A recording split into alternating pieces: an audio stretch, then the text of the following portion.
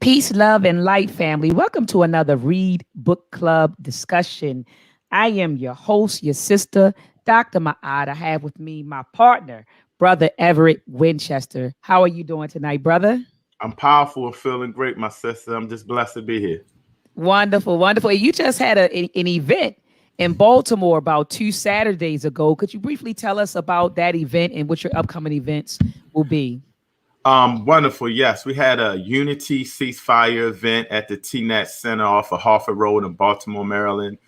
Small event, but it was very nice. We had some African drummers, had some people speaking about, self-destruction and stopping the violence. Your son actually made a powerful presentation. I'm gonna give you that video in a few about Thank what you. unity means, and we also had some black vendors out there selling products. We had Divas on call. This lady, she does grows her own vegetables and stuff like that, and she creates powerful, healthy meals. And we had a brother, Messiah Fit, selling black-owned pie company. So it was very powerful. And next we have a Juneteenth event. So hopefully people in the Baltimore, D.C. area, or Delaware, Philly, if you can come through. We're going to have fireworks at the end, black vendors. So just come out, support black owned, and be a part of a powerful event.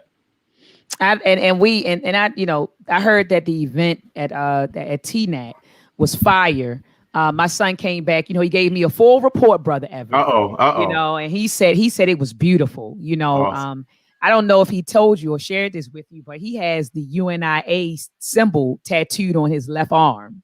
What? And You never even told me that. yes, and so he's a huge fan of just the organization, and their ideology, Yeah. and the things that the UNIA accomplished, over the years. And a lot of people think that the UNIA doesn't exist anymore. And I tell folks, Exactly. the UNIA is still very active, Yes.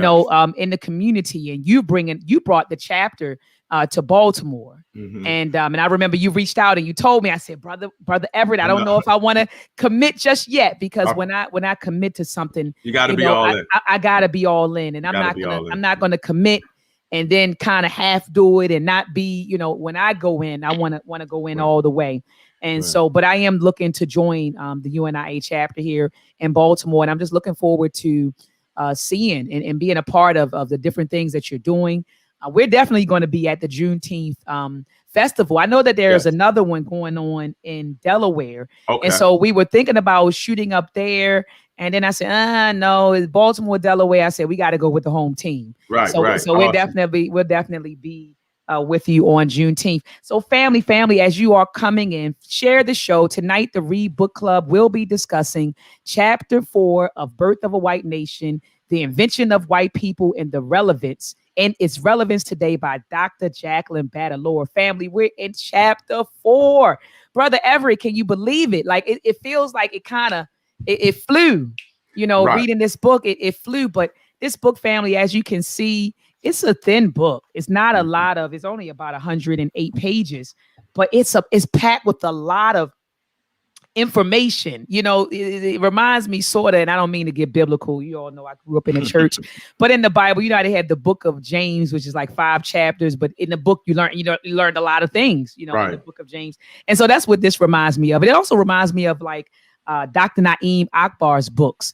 Breaking the Chains of Hmm. Psychological Slavery. That book was only 68 pages, but the amount of information in it was tremendous. And so, family, tonight we're going to be discussing Chapter 4 of Birth of a White Nation. Even if you don't have the book and haven't read the chapter, still listen to the discussion, because you're going to learn a lot. I know I learned a lot in Chapter 4. So in Chapter 4, and let me turn to it. We're on page 68, 69. Hmm. Chapter 4: Contingent Whites and In Between People, Mexicans and Irish in the U.S. So, Brother Everett, I want you to spark it off, King. Tell me, what were your thoughts about the first couple of pages in this chapter? Um, just the knowledge and information that maybe I was naive, but I was just ignorant to the fact of this information of how they used to call Irish, like they consider Irish like poor black people and look down on them. And the whole thing about, how Mexicans were considered white, how that came about, which is really powerful. Learning about the war, and you probably can educate me and help me out, Dr. Mott. The war was it between the Mexicans and the colony. Yep, the Mexican American War that took place. And how how they lost, but because they wanted the land and everything, they kind of created this term to allow them to be considered white, and then they stripped them of their power. That's crazy, isn't it? But is it? I'm glad you mentioned that, because Brother Everett, when I read that part in the chapter, that they went to war with the Mexicans. They took their land. I think it's like the northern part. I have to go back and look. It says they had to cede 1/3. Mexico was forced to cede 1/3 of its territory, the northern part, to the United States for a sum of $15 million. So basically, they were bullied into selling their land for 15 mil. It says this vast expanse of land includes what are now the states of California, New Mexico, Arizona, Nevada, Utah, and Texas, and part of Colorado, and encompass some 100,000 Mexican citizens, including a variety of native tribes such as the Navajo, Apache. I'm probably butchering all of these. Navajo, Apache, Pueblo, and Comanche. I probably butchered those names, family. but nonetheless, like you said, and I'm glad that you said it, and that's why I got excited. They made this treaty with them, right? So after they took the land, gave them some money. Oh, we'll make you whites. We'll include you. We'll allow you to naturalize into our, to assimilate it. And then they took it back from them. But isn't that? And I don't mean to be nasty when I say this, but isn't that how they operate typically? It's like with no honor. So you sit down, you all came to an agreement, and they held up their end of the bargain, right? They held up their end of the bargain, and then there was just no honor. It's never any honor with them. And I remember, and shout out to Brother Asar Imhotep, he talked about how you can determine the character of a race by just looking at their history. And just the character of them. And so it seems like that has always been their character, right?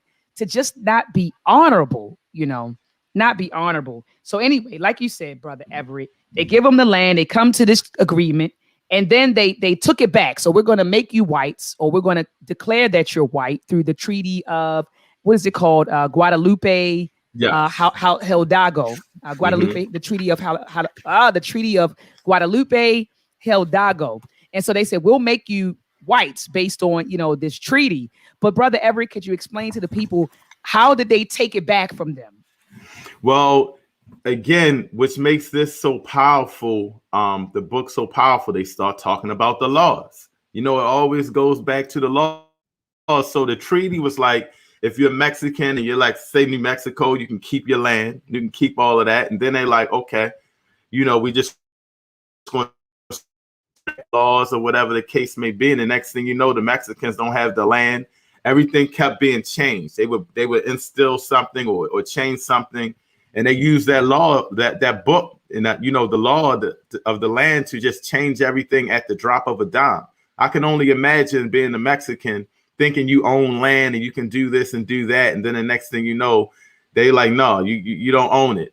You're not entitled to this. I think one of the major laws that they changed was that you can inherit the land from your ancestors. So if I was Mexican and my dad had the land, I would get it. And then they naturally said, no, that's not in effect anymore. So now, how do you do that? How do you do that? Right, the land that I'm living on, that my father gave me, that you said I can have, all of a sudden you just take it from me. Now I don't have any land. I don't have anywhere to go. My family's in shambles. Crazy. And that's, like you say, the way they use the law is still kind of how they use the law now, and it's just shocking. This book is powerful. It's just powerful how they go about it. Yes, and like you said, I mean, how do you do that? How do you, land that's been in someone's family, for generations, you just take it and say, nah, we're changing this. This is right. This is not what we're going to do. And and so and it was, I mean, that was very eye-opening for me. And immediately, of course, me being, an African in America, I started thinking about our ancestors and all of the land that they took from us. Yes. So, I know my heart goes out to the Native Americans or whatever, but I started thinking about us like, damn, they did us the same way. They took, that's what they did to our ancestors, stripped them of their land, and even more than that, if we really get into it. But then I noticed too that, again, she mentioned in this particular chapter that with the Mexicans, I think she says, and you could correct me if I'm wrong, but remember they created a law that said that if you were black, you couldn't testify against white people. Yes. And then, they did it for the Chinese. And I'm learning that it also was applied to the Mexicans, that they couldn't testify against white folks. And even going back to the land, I just want to circle back to that. They said that some of the Mexicans, would have their daughters marry white men just so that they could keep the land. Isn't that bananas? That's crazy. That shocked me out too, that you're gonna sit here and be like, they were training their daughters and being like, this is what you're gonna have to do so we can obtain land in America and keep us stuck. Marry a white person is just like, I can't imagine myself telling my daughter that for the perseverance of land. That's deep and powerful in its own right. Absolutely. And she talked about how when the Mexicans started coming over, how they became, I guess, a part of the United States, that they began to get blamed for all of the labor problems, the labor issues. And I love on page 75 where she says, this is a pattern that we've seen before. She said, focus upon a not white, or in this case, a not fully white group as the cause of labor problems, rather than the social structures that condition the problems and the capitalists who control the conditions and the wages of labor.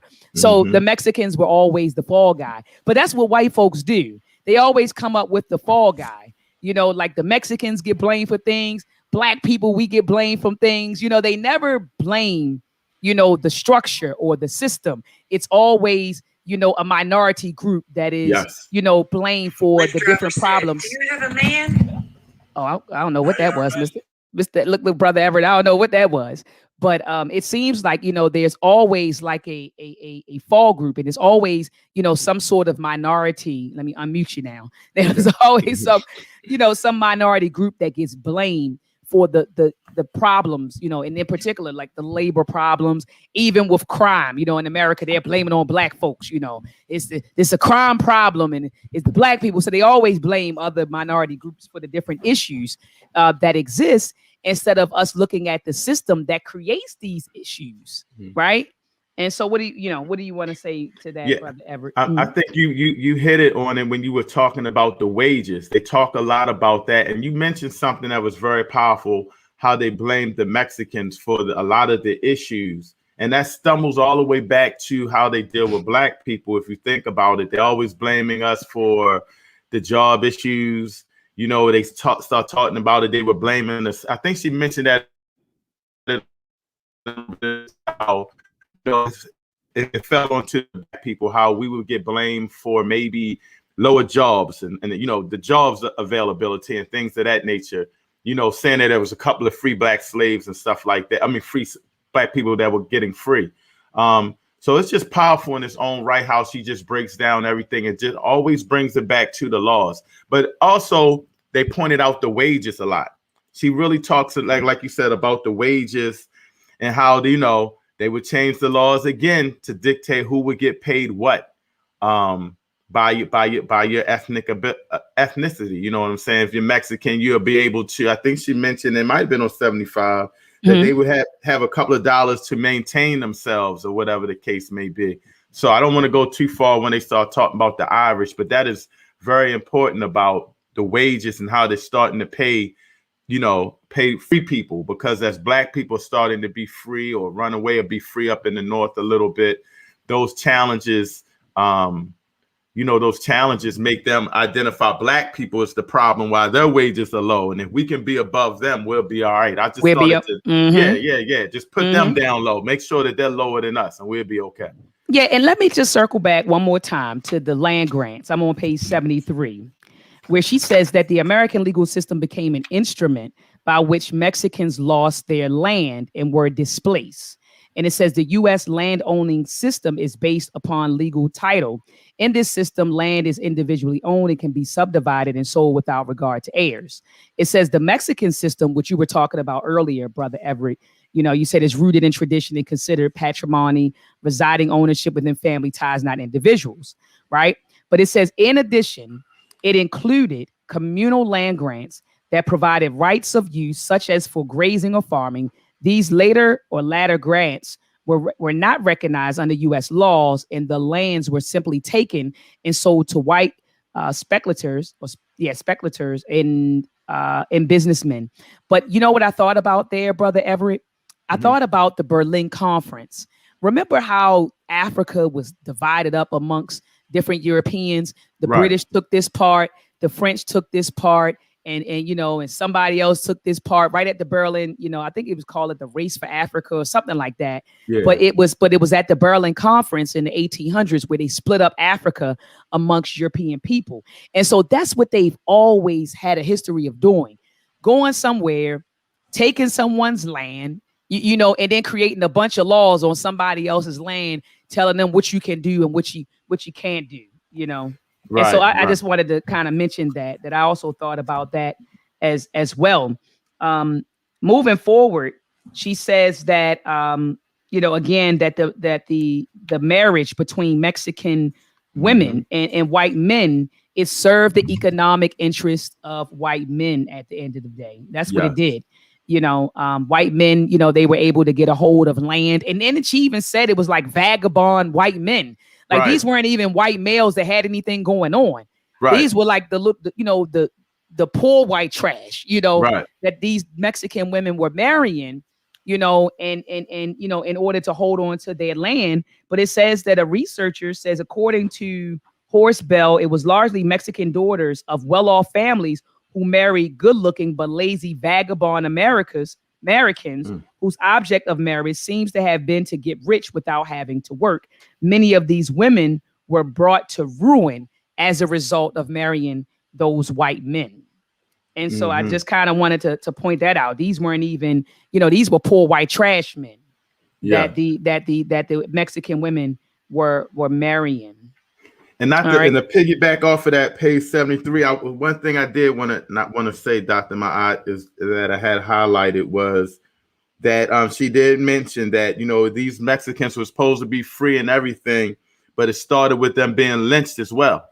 They were lynching them, most executed by mobs. So, it's just being free just wasn't enough. You know what I mean? They were going to find a way, if it wasn't by law, it was going to be by a lynch mob to get rid of these people and take over. So it wasn't just the laws, that they use. They still use that inhumane lynching and disrespect. So it's that pattern just wasn't with us, but it was with us to a whole nother level of extreme. Don't get me wrong. Yeah, absolutely. Absolutely. Yeah, but just the fact that you're supposed to be considered white and have your land, and just to go about that, it was crazy. You know what I mean? Do the trick. Why even do the trick?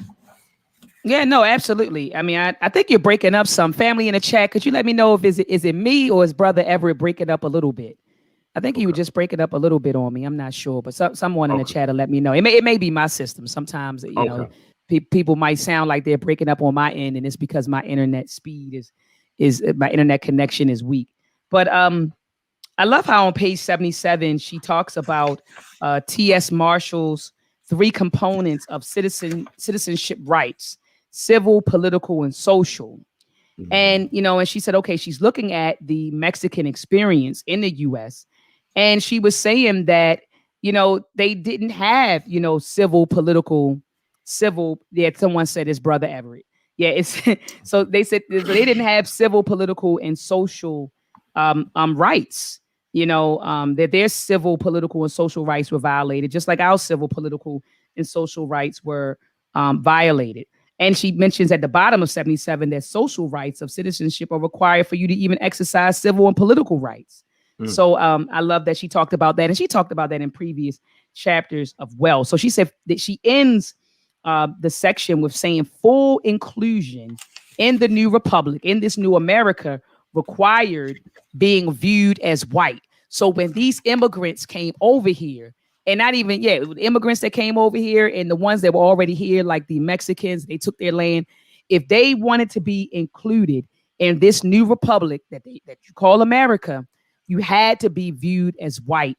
And then she begins the discussion on the Irish, where she talked about the things that they did in order to be viewed as white. So she says when the Irish folks first came over here, they, like you said, brother Everett, earlier, they were viewed as white Negroes. Yeah. Was it them or the Mexicans? I think it was them. That was them. In fact, let me look at what they were called while you talking, because they were considered white Negroes. That was white Negroes. Mm-hmm. Yeah, it was called white Negroes. Yeah, white. Yeah, they were treated. You know, they worked side by side with black folks. They lived in the same areas and were subject to the same conditions as black folks when they came over here. But something changed. And brother Everett, could you break that down? Something changed. And what was that? So when they first, go ahead. Go ahead, Dr. Maya. I cut you off. I'm sorry. No. I was finished with my question. I was just going to reiterate it, that when they first came over, they were okay with working with white folks.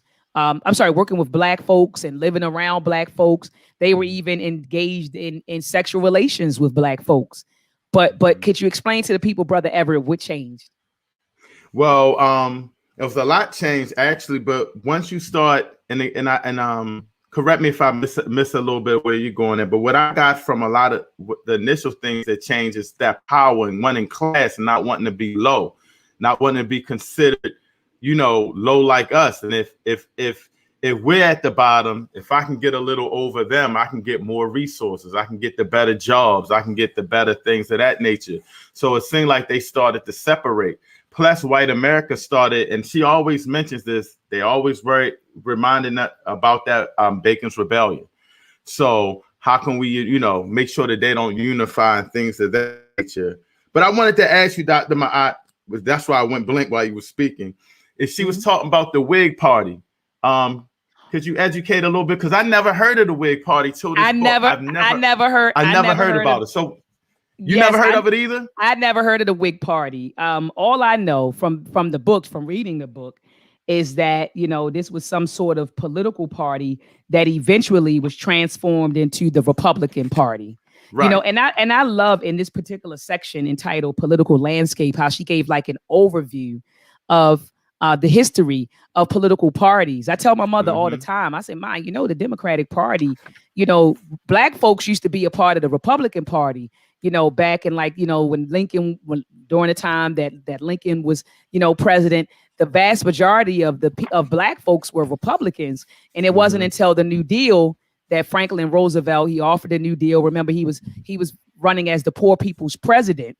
And so he presented this New Deal, and then black folks began converting to Democrats. But what I love in this book, brother Everett, is how she gives us a short history, a short overview of the American political parties and how they were rivalries right after they signed, the Constitution, and how at one point, those rivalries started with the Federalists and the Republicans.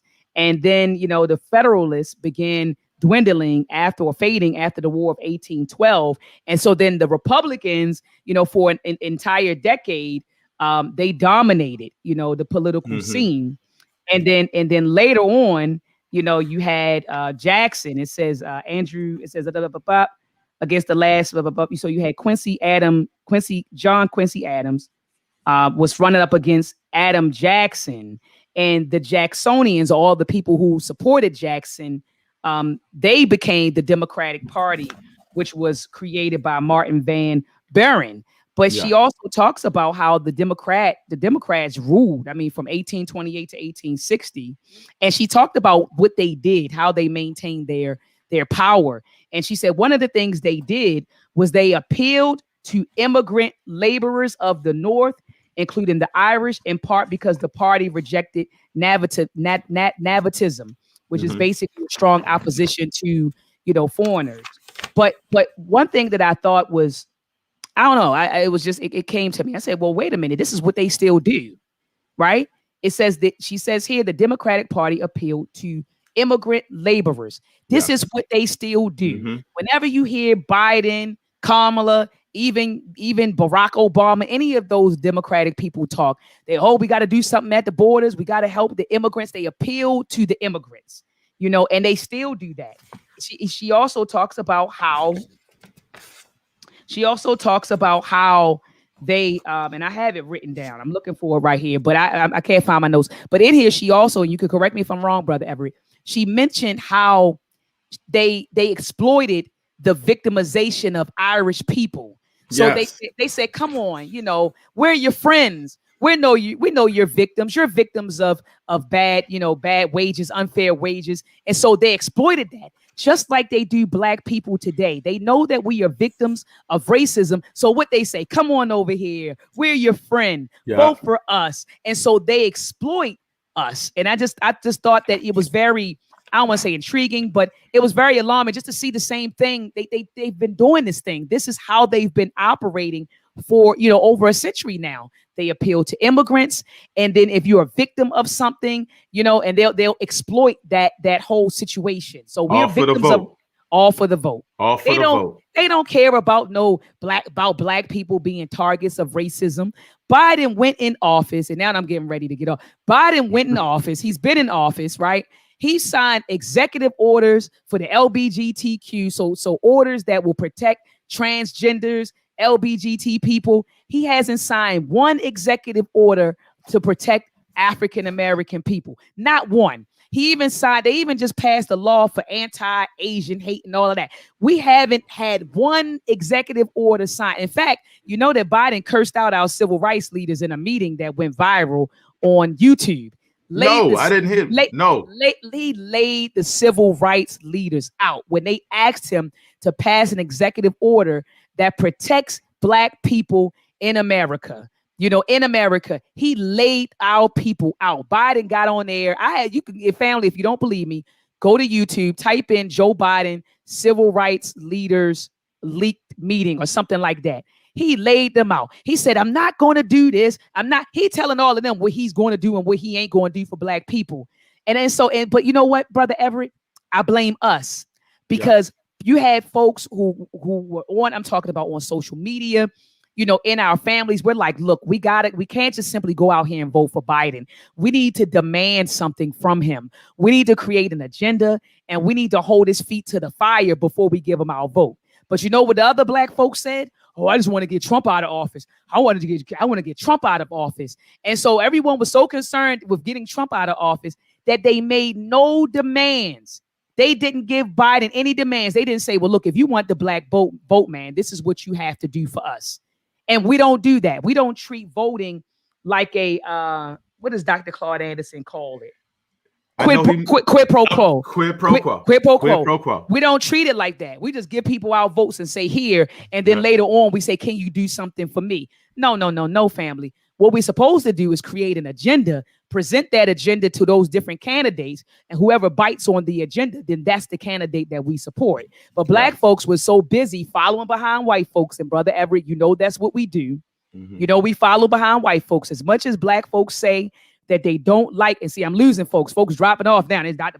Mahai talking about Black folks following white people, but that's what we do. White people kept saying, we just want them out. We just want them out. So then you started hearing Black people say, we just want Trump out. We just want Trump out, and made him basically the scapegoat of racism. But here it is. You put Kamala and Biden in office. Biden's not signing anything and doing anything on behalf of you. And then Kamala, the one that people's running around saying she's the first Black president, all this bull crap. She got on an interview with Good Morning America. She did an interview with Good Morning America a week ago and said, America's not a racist country. Oh, my goodness. That's what Kamala said. And like you said, quid pro quo, that means you get something in return for your vote. For people that don't know, it's a political term. So if you vote for me, in return for you voting for me, I'm supposed to address your needs and give you something back. That's politics. So we don't address that. And I believe she said, I'm not going to do anything specifically for Black people. I'll do something to change the laws that will affect all of America. Well, then why am I voting for you? Because I need something that specifically affect our community, me personally, my family, the people I live around, Black businesses. You need to do something specifically for us because we're down and we want to catch up with everybody else. That's very important. So when we vote, and I stress this to everybody, quid pro quo, your local government, whoever, don't just vote just because you voting for a brother. That brother has to come back and say, I'm going to do something for my community, your community, the people that voted for me. And we don't do that. White people expect that in return. The Jewish community, when they go and put their vote in, they know you better come back and represent our community. And we got to stand strong on our pride and start taking the hits and say, when I vote for you, I demand something in return, or you can't get our vote. And once we start doing that, I think a lot of our issues will change. Well, not a lot, but we'll start making more political power.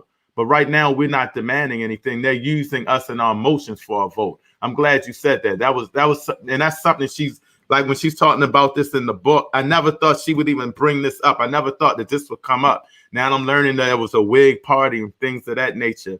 Just pure powerful. I see you got a little emotional. Did the book's that powerful to you? Because you when you got on, you was like, you ready? And I was like, yeah. This book is more powerful than I ever imagined. I'm not gonna lie. I'm glad. Yeah, same here. No, same here. And brother, I'm on page 81. Okay. Towards the bottom, I'm in the middle paragraph where after she says that the Democratic Party appealed to immigrant laborers, she starts talking about, she says, I have a start right here. The Democratic Party also offered something all-American for the Irish to utilize and claim: white supremacy. White unity promulgated by the Democratic Party helped to silence questions about the qualifications of the Irish for citizenship because their allegiance to the party asserted the Irish as white. So that was one of the ways that they became considered political. White. They aligned themselves with the Democratic Party, and they refused to work side by side with black folks. They said, I need to separate myself from black folks. So I can grow up. So I can grow up, exactly. So I can come up. And that's why Dr. John Henry Clark says, we have no friends. What black folks kill me when they want to be happy. Oh, you see that everybody came out, whites and Hispanics, and everybody came out to the protest. Dr. John Henry Clark said, we don't have any friends. And you clearly see with the Irish that when they got an opportunity, so when they first came here, they were right there with us. They were laboring with us. They were, living in the same communities with us, same conditions with us. But when they saw an opportunity to come up, they said, okay, no, we're going to have to separate ourselves from these Negroes, and we're going to have to grow. And so that was one thing that was interesting. But another thing, she said the Democratic Party promoted white unity.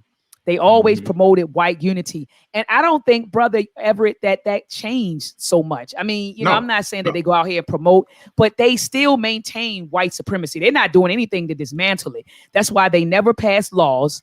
Even when Barack was in office, and you had Trayvon Martin, who was murdered, and different people being murdered during his administration, they never passed laws that classified these murders as hate crimes. Just like Biden, hasn't passed or hasn't signed an executive order to classify these murders, right? These public lynchings, or these 2021 lynchings or 21st century lynchings as hate crimes. And so the underlying ideology of the Democratic Party, of both parties, is still white supremacy. Dr. Amos Wilson tells us in Blueprint for Black Power that both of these parties are two wings on the same plane. So I tell folks, I'm a Republican, I'm a Democrat. They want to maintain white supremacy, and they'll use a mixed mulatto face like Barack Obama to sell it to you to maintain it. They'll put Kamala, who's Asian, and something else, whatever she is. They'll put these people in office, but you got to remember, these are mulatto or mixed faces still on a white power structure, and that structure is in place to maintain white supremacy. Brother Everett, do you want to add to that, brother? You was flowing, my sister. It's powerful. What they do is, no matter what problems happen in this country, no matter how much they beef, they put their race first. And the UNIACL, we always say race first. We got to start, and our family is our race. We are all family. So we got to start putting ourselves first. These are the philosophies of Marcus Garvey. We got to start putting ourselves first so we can be at the table with them. We can't be bargaining with them while they got all the power and we have nothing. And we sitting up here like, yes, we're going to do for each other. They're not doing for each other. They're giving you a little bit of the plate.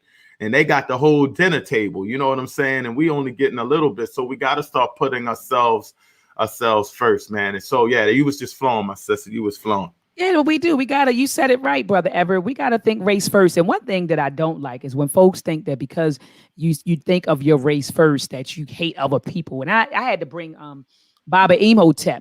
Shout out to PLM. But Baba Emotep came on this platform and we had a discussion about what does race first look like. What is that concept?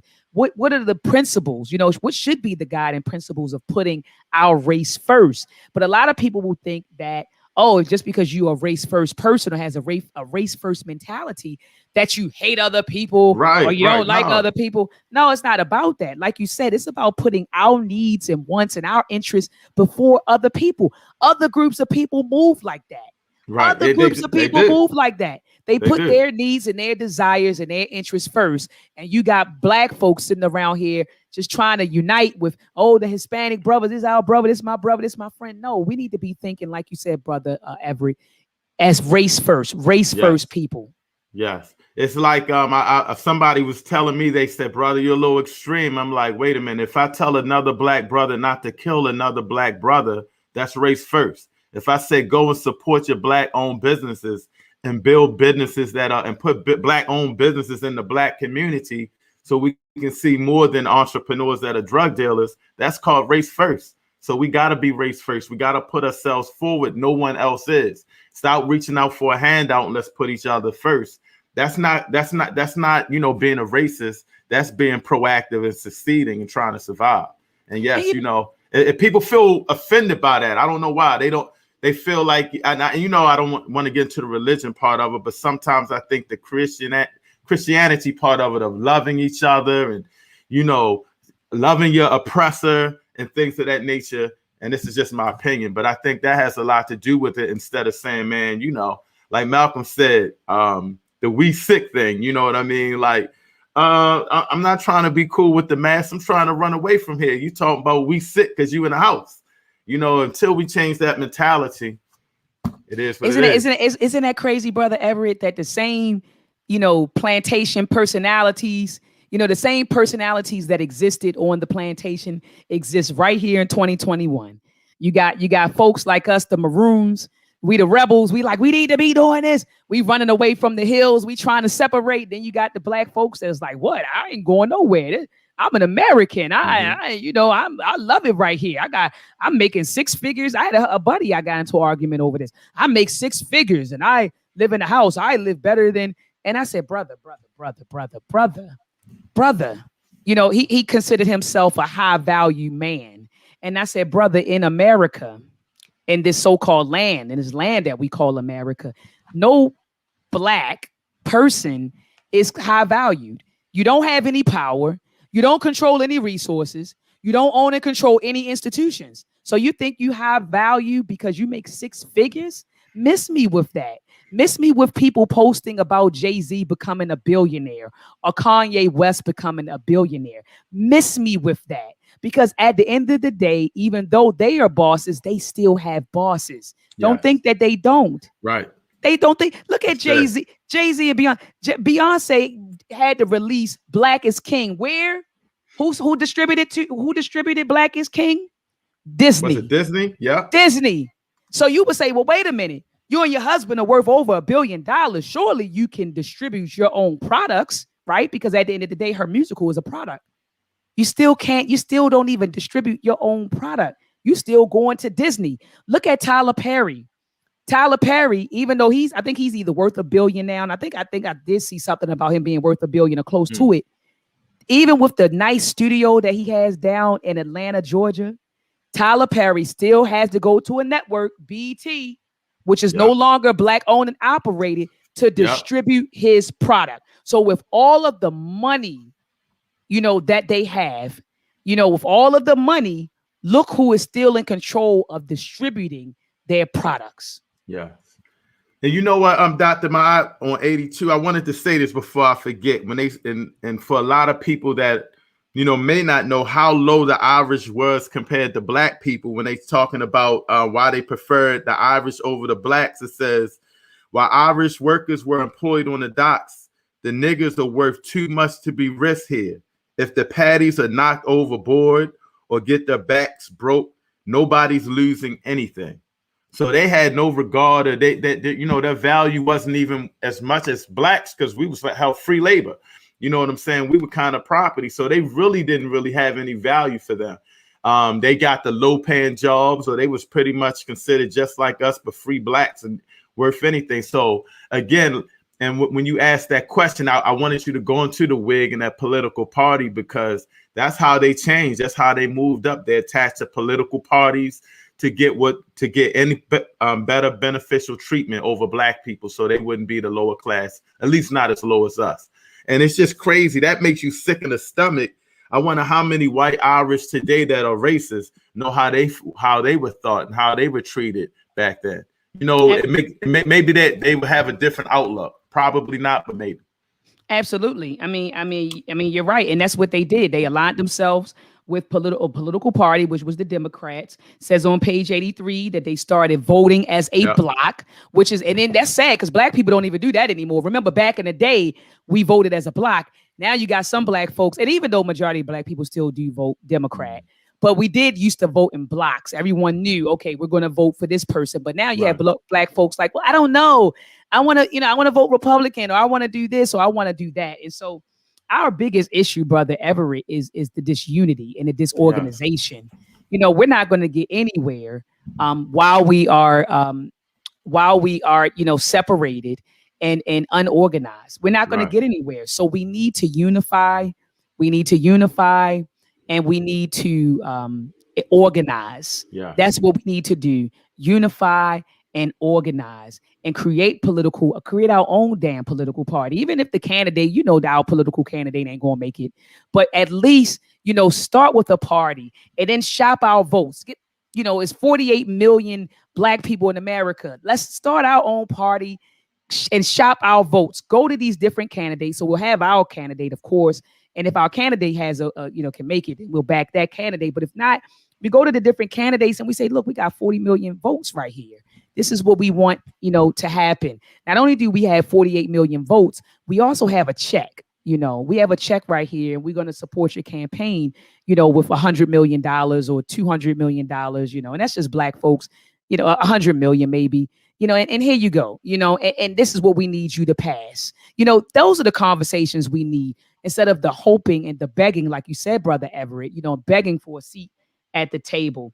So anyway, moving to the last section of the call to abolition, it said that in 1841, 60,000 Irish addressed, they put out an address. It says they issued an address in 1841 to North America to join with the abolitionists and oppose slavery. And as soon as they did that, you had other Irish people coming out the woodworks saying, no, we don't oppose slavery. Well, they said, I'm not a fan of it. But it's an institution that was here before we were here, so we don't want to get involved. And that again goes back to what Dr. John Henry Clarke has said for many years, that black people don't have any friends. Do you want to add to that, brother Everett? No, you had mentioned it earlier. You was flown, but like this is the part where they say we can't look upon the blacks as their brethren, and it just seems like, throughout history, as you see it, that all the way, I guess, to the days of Kemet, how they stole from us, used us, and took from us at the same time. And even in this country, how we unite with fellow people that are on the same level as us, and they say, man, we're gonna go ahead and try to be a part of this whiteness because we're gonna advance ourselves. Not only do they move forward, they start torturing us as well and kicking us while we're down. It's tough. It makes you feel proud to be black because of how strong we are. But like you was flowing, you need to give yourself the DJ horn for that, the way you was flowing, because unity is a must right now. We don't have time to be out here fighting with each other or calling each other out or having division. We just got to be about the work of unification and uplifting our people. And if we can do that, we'll be okay. But right now, like you say, we can't be up here trying to, be with the enemy and and thinking that we're going to get a lot out of it when we can't even get together ourselves. We're not going anywhere. We're just pretty much fulfilling their needs of getting their agenda across, but no Black agenda whatsoever. No Black agenda whatsoever. I want to end the discussion with another concept that she mentioned in this chapter, manifest destiny. And she says that manifest destiny is a religious doctrine with Puritan roots that holds that the U.S. reflects the chosen people predestined for salvation. And so that whole idea, of manifest destiny, the destiny to overspread the whole North American continent with an immense, democratic population, and that white America would spread democracy and freedom to lesser people in the process. And so it really reminded me of the Portuguese when they came into West Africa, and how they came, with their Catholicism, and they wanted to convert. They kept saying they wanted to Christianize, or at that time, they were Catholics, but they wanted to convert us, to them. It's kind of like, I'm coming here to save you. Right. That whole idea. This is manifest destiny. I'm going to come and save you. This is my purpose, to come take possession of your land and convert you. And how they did that, with the Portuguese. And then you find, them doing the same thing really here in America with the Native Americans. That whole idea of manifest destiny. I'm going to spread democracy. Like what? Like, who the hell are you to go to another country, right, and tell people that they need to be democratic, right? I mean, I'm just saying, like, right. Who the hell are you? Who the hell are you to go to another person's country and say, you need to be, you need to be a Democrat, or you need to be Christian? But this is what white folks do. This is what they have been doing. Yes. For so long. Yeah, democracy and freedom. And then when you look at the U.S., you're saying, well, hold on, wait a minute. Look how you all treat, the so-called Black people over there. And you running over here telling us, how to conduct ourselves, how to conduct our government, how to govern our people. But look at all the issues that you have. So what are your thoughts, Brother Everett, on manifest destiny as we wrap up? Powerful. Just that last part, right as she closed the chapter, she says the experience of Mexicans in the U.S. after the Mexican-American War and that of Irish Catholics reveals not only the value that being white had to come to represent, but the struggle to control determination of those who were really white. We see through these groups that Mexicans were excluded from whiteness at the local level despite federal law, and that Irish were included through the exercise of white supremacy at the local level by the virtue of political allegiance.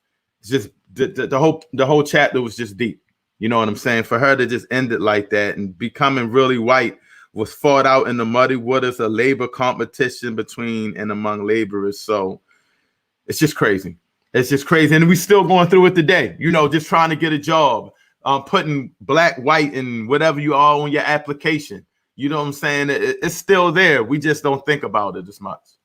But you didn't answer my question, Brother Everett. I said, what are your thoughts on manifest destiny? The idea of, how white folks were going around, they wanted to spread Christianity. Now it's instead of Christianity, now it's democracy and freedom. So they had this whole idea of manifest destiny. So I was asking you about that. What are your thoughts on that? Yeah, I did hear that. My bad. I was just, I wanted to get that point across. Okay, no my point is, and I don't want to offend anybody, but we just got to really do our research and study. Have to learn our history, learn ourselves, and then we'll find out that their agenda and what they're pushing across really isn't for us. That religious part of it, like you say, now going into the political part of it and things of that nature. What's going to benefit Black people as a unit, as us collectively? And then we can look at it. Don't tell me to join into what you're doing or what you're preaching, because at the end of the day, again, they say race first. Everything involved with them is to keep them controlling resources. You know what I'm saying? Dr. Claude Anderson, and we did Powernomics together. That's when I read Powernomics on the first book club. He talks about race, and race is actually a race, not in terms of colors, but like a track race, a race for economic, political power, resources. And that's how they move. And anything that they approach us with is going to be involved in that. And like Dr. Claude Anderson says, if this was a track meet, we'd be on the bench. We wouldn't even be on the track right now. We're not even competing in the race. He says, so instead of thinking of it as a color, think of it as our people trying to compete for economic resources, political power. How can we have political power when we're trying to join their feel-good agenda, so to speak? Like you say, it started with the religion part of it, the feel-good thing, and now it's going into we feel you, we understand your needs. Come join a Democratic Party, what have you. And it's kind of hard to comment on it because I'm of the level of, like you say, the research tells you that hasn't worked for us. It hasn't at all. Yeah, exactly. It hasn't at all. All right, so family, join Brother Everett and I back here same time next Sunday at 7 p.m. Eastern Standard Time to discuss our last chapter of the book, Birth of a White Nation. All right, the next chapter is Seeing White and Naming Injustice. And I saw when I actually went through it, I saw she has pictures of different lynchings that occurred, in the history of America. So Seeing White and Naming Injustice is chapter 5. And then she has an afterword. So I want to knock both of those out if we can. Chapter 5 and chapter 5 and the afterword, which is why would whites want to dismantle whiteness? And I think, this is just me personally, Brother Everett, I think that they don't want to dismantle it because they benefit from it. Why would you? Why would you want to dismantle a system that you benefit from? So, that's what I think that she's going to argue, but who knows? Right. All right, family. And also get your Read Book Club t-shirts. Get your Read Book Club t-shirts from Hockey Customs on Instagram. Let me drop Hockey Customs name in the chat. So I'm going to put it on the screen as well. Yep, that is his logo. Yes. Hockey Customs. All right, so he's on Instagram. And if you don't have an Instagram, you can email Brother Hockey at his email address. I'll post this. I think it's at gmail.com. Yeah, this is his email address, guys. This is his email address, family.